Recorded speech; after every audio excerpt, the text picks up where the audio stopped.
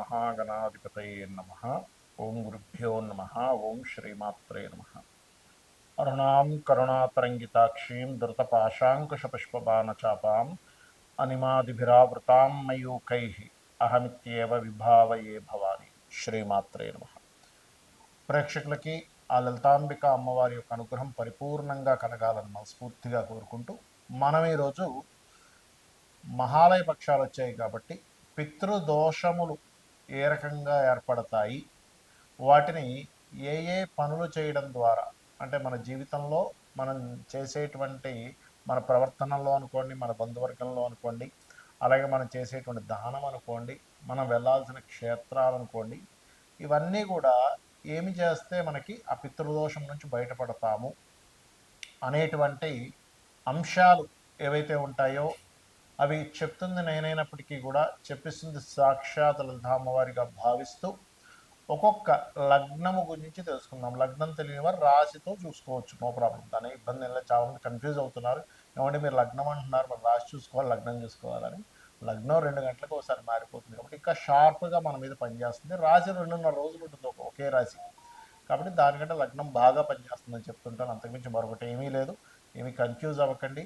లగ్నం తెలిస్తే లగ్నం నుంచే చూసేసుకోండి, లగ్నం తెలియకపోతే రాశి నుంచి చూసుకోండి, మనసే కదా మనకి, కాబట్టి చూసుకోండి, తప్పేమీ లేదు. మకరం వారికి పంచమ స్థానం అనేటువంటిది వృషభం అవుతుంది, భాగ్యం అనేటువంటిది ముఖ్యంగా కన్యా రాశి అవుతుంది. అంటే మీరు చెక్ చేసుకోవాల్సింది పంచమ భాగ్యాల్లో ఏ గ్రహాలు ఉన్నాయి, దీని వలన మీకు దేవతల యొక్క అనుగ్రహం, పితృదేవతల అనుగ్రహం ఎలా యాక్టివ్ చేసుకోవాలో తెలుస్తుంది.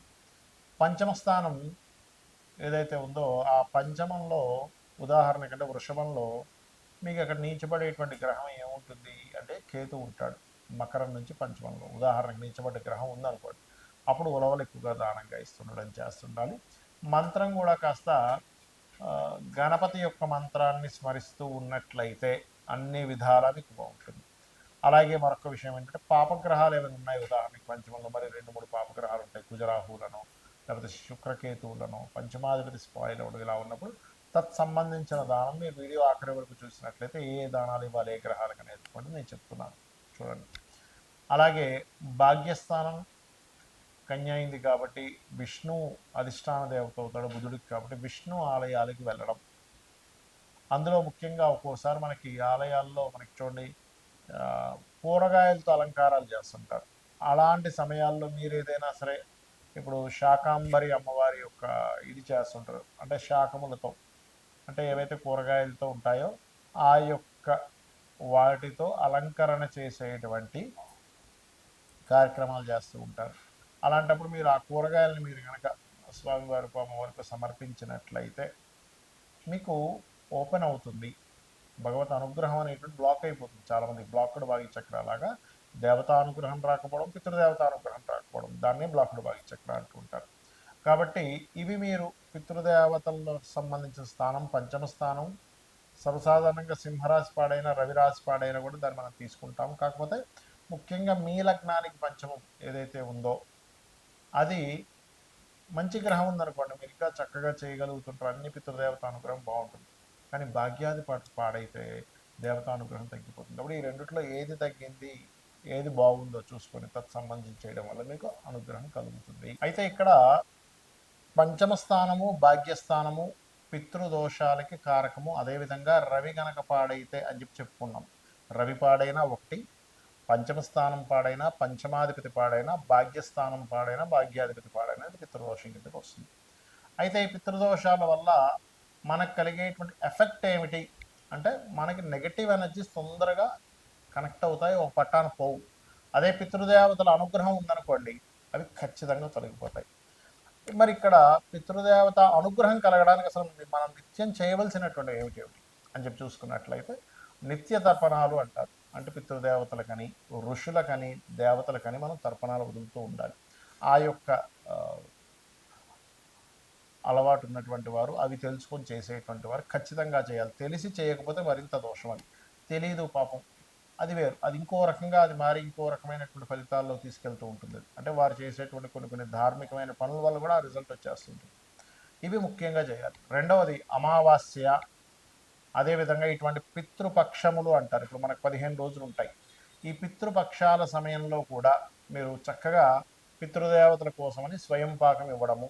అంటే స్వయం పాకం అంటే ఏమిటి అని చాలామందికి సందేహం కలుగుతుంది. బియ్యము, 2 రకాల కూరగాయలు, 2, 3 రకాలు ఇవ్వచ్చు పర్లేదు. కూరగాయలు, ఉప్పు, పప్పు, అదేవిధంగా మిరపకాయలు, అలాగే 2, 3 రకాల పప్పులు కూడా ఇవ్వచ్చు. అప్పుడు ఎటువంటి సందేహం లేదు. ఆ రకంగా చేయొచ్చు. అలాగే మీకు ఏదైనా పాపగ్రహం బాగా పీడింపబడుతున్న గ్రహాలు 2, 3 ఉంటాయి ఒక్కోసారి ఒక్కొక్క లగ్నానికి. ఆ లగ్నానికి పాప అవుతారు. లేదా ఈ గ్రహాల చేత పీడింపబడుతూ పంచమ స్థానంలో కానీ భాగ్యస్థానంలో కానీ అంటే లగ్నం నుంచి 5వ స్థానంలో కానీ 9వ స్థానంలో కానీ ఏదైనా పాపగ్రహం ఉంటే కూడా అది కూడా పితృదేవతా సంబంధంగా వస్తుంది. అయితే అది ఏ ఏ గ్రహాలకి ఎలా వస్తుందో కూడా చెప్తాను. రవి పాడైపోయి ఉన్నాడు పంచమంలో ఉదాహరణకి ఎవరికి అవుతాడు? మిథున లగ్నానికి పంచమంలో రవి పాడవుతాడు. అలాంటప్పుడు నీచ స్థానం కాబట్టి అలాంటి వారికి సంతానం విషయంలో స్ట్రెస్, సంతానం మీద మిస్క్యారేజ్ అవ్వడం ఇలాంటివి కూడా ఇస్తూ ఉంటుంది. తండ్రి మూలంగా ఇస్తూ ఉంటుంది. కాబట్టి రవి కనుక పాడైనట్లయితే పంచమంలో కానీ భాగ్యంలో కానీ అప్పుడు గోధుమలు ఇస్తూ ఉండాలి. ఇలాంటి మా పితృపక్షాల్లోని అమావాస్యల్లోని స్వయం పాకంతో పాటు గుర్తుపెట్టుకోండి. అలాగే చంద్రుడు పాడైతే బియ్యం ఇస్తూ ఉండాలి. చంద్రుడు నీచంలో ఉన్నాడు, చంద్రుడు పాపగ్రహంతో కలిసి పంచమంలో కానీ భాగ్యంలో కానీ ఉంటాయి. కుజుడు కనుక పాడయ్యాడు, ఇది కుజదోషం అనేది కాదు, గుర్తుపెట్టుకోండి. పితృదేవత సంబంధించినటువంటిది ఎలా వస్తుందంటే గొడవ, ఏదో ఒక నెగటివ్ ఎనర్జీ, ఏదో ఒక యాక్సిడెంట్స్ రూపంలో మనం వెనకబడిపోవడం ఇలాంటివి ఇస్తూ ఉంటుంది కుజుడు పాడైతే. అందుకని కందులు ఇస్తూ ఉండాలి. గురువు పాడయ్యాడు, గురుదోషం వేరేగా ఉన్నప్పటికీ అది పితృస్థానాల్లో అయినప్పుడు ఏమవుతుంటుందంటే పర్టికులర్గా ఆ యొక్క శనగలు అంటారు, శనగలు మరియు పసుపు రంగు వస్త్రము. శుక్రుడు పాడయ్యడం ఉదాహరణకి మీ యొక్క జన్మజాతకంలో మరి ఎలా ఇస్తుందండి పితృదోషం? శుక్రుడు స్త్రీకారకుడు కదా, అంటే వివాహం అవ్వకుండా చేసేటువంటి దాంట్లో దాని యొక్క పాత్ర ఉంటుంది శుక్రుడు అవ్వడం వల్ల. మరి శని అయితే వీళ్ళకి అనేకమైనటువంటి బాధలు ఎంత ప్రయత్నం చేసినా ముందుకు వెళ్ళట్లేదు. ఎందుకు అంటే శని ద్వారా వస్తూ ఉంటుంది. వాళ్ళు మీరు వాటి మీద అంటే పితృ సంబంధించిన కార్యక్రమాలు ఉంటాయి కదా, వాటి మీద అశ్రద్ధ ఉండడం. అబ్బాయి ఏం చేస్తాంలే, అవన్నీ ఎవరు చూసి వచ్చారులే, మనిషి పుట్టాడు అయిపోయింది, ఇంక మళ్ళీ వాళ్ళ పితృదేవతలు ఏమిటి అనేటువంటి ఒక ఆలోచన విధానాన్ని ఒక కలిపురుషుడు మనలో ప్రవేశపెట్టి అలాంటి ఆలోచనలు ఇస్తూ ఉంటాడు. ఇక రాహు అనుకోండి, మినుములు దానంగా ఇస్తుండాలి. శని అయితే నువ్వులు దానంగా ఇస్తూ ఉండాలి. అలాగే కేతు అయితే ఉలవలు దానంగా ఇస్తూ ఉండాలి. అలాగే మరొక విషయం ఏంటంటే ఇక్కడ పితృదేవతలు అనేటువంటి ఒక వ్యవస్థ ఉంది. ఆ యొక్క వ్యవస్థ ఎంత శ్రద్ధగా మీరు ఎంతో భక్తి శ్రద్ధలతో ఎంత చక్కగా చేస్తారో, దేవతలు మనల్ని ఎలా కాపాడుతారో పితృదేవతలు కూడా అంతే కాపాడుతారండి. మన ఇంటికి ఎటువంటి నెగటివ్ ఎనర్జీ రాకుండా చూసుకునేది వారు. కాబట్టి ఇంట్లో కూడా ఆ యొక్క పటాన్ని నైరుతికి 2 భాగాలు చేయండి. నైరుతి ఎడం వైపు, కుడివైపు. నైరుతి వైపు చూస్తూ ఆ కుడివైపు ఉండేటువంటి నైరుతి భాగంలో ఫోటో పెట్టాలి.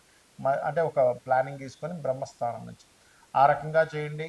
అయితే చాలామంది కనిపించవచ్చు, ఏమండి మనం ఇండియాలో అంటే పితృదేవతలు పితృతర్పణాలు అవన్నీ చేస్తున్నాం, మరి వేరే వేరే కంట్రీస్లో కూడా ఇవేమీ వాళ్ళకి తెలియదు కదా, మరి వాళ్ళకి ఎలాగ పెళ్ళిళ్ళు అవుతున్నాయి, వాళ్ళకి ఎలాగా సంతానం కలుగుతున్నారని సందేహం కలగవచ్చు. శాస్త్రం మనకి భగవంతుడు ఎలా క్రియేట్ చేశాడంటే నీ ధర్మాన్ని బట్టి కూడా నీకు అందిస్తూ ఉంటాడు, పూర్వజన్మ కర్మని బట్టి అందిస్తూ ఉంటాడు, గుర్తుపెట్టుకోండి. ఇప్పుడు ఆ వ్యక్తి ఎవరికో పాపం ఒక జీవికి అన్నం లేదు పెట్టాడు, లేకపోతే ఒక మనిషికి ఇబ్బంది పడుతున్నాడు, వాడు ఏదో సహాయపడ్డాడు ధార్మికంగా, ఎక్స్పెక్ట్ చేసి కాదు, బాగా అర్థం చేసుకోండి, ఎక్స్పెక్ట్ చేసి కాకుండా అయ్యో అని చెప్పి కరుణతో ఇది చేశాడు, అది కూడా పితృదేవతా కార్యక్రమాల్లో. ఎందుకంటే శాస్త్రంలో మీరు కనుక ఎండాకాలం వస్తుంది అనుకోండి, ఎండాకాలము మీరు చలివేంద్రాలు నిర్మించండి, ఆ చలివేంద్రంలో ఎవరెవరైతే వచ్చి దాహం తీర్చుకుంటారో అది కూడా పితృదోషాలు తొలగిస్తుందనండి. అలాగే ఏమీ లేవు, మన దగ్గర రూపాయి కూడా లేదు, పితృతర్పణాలు చేయాలి, అస్సలు రూపాయి కూడా లేని పరిస్థితుల్లోకి వెళ్ళిపోయాం. అప్పుడు శాస్త్రంలో ఏం చెప్తారంటే ఒక చెట్టుని, ఒక ముళ్ళున్న చెట్టుని కావలించుకొని, అంటే అదేదో మిమ్మల్ని కావాలని చేయమని కాదు, ఉదాహరణ చెప్తున్నాను నేను మీకు. అయ్యో నేను ఏమీ చేయలేకపోతున్నానని కంటి నీరు కార్చినా కూడా పితృదేవతలు అనుగ్రహిస్తారట. అయ్యో ఏం చేయలేకపోతున్నాం, బాధపడుతున్నాను కానీ మేము మీకు అనుగ్రహిస్తామని. ఆ రకంగా ఏంటంటే చేయగలిగే శక్తి ఉన్నప్పుడు కాజుని నువ్వులు 5-10 రూపాయలు పెడితే వస్తుంది, ఇలా వదలండి కనీసం పితృదేవతల కోసం, ఖచ్చితంగా మీకు ఫలితం వచ్చి తీరుతుంది. తద్వారా మీరు ఉద్ధరింపబడతారు, మీ వంశం కూడా ఉద్ధరింపబడుతుంది. శ్రీమాత్రే నమః.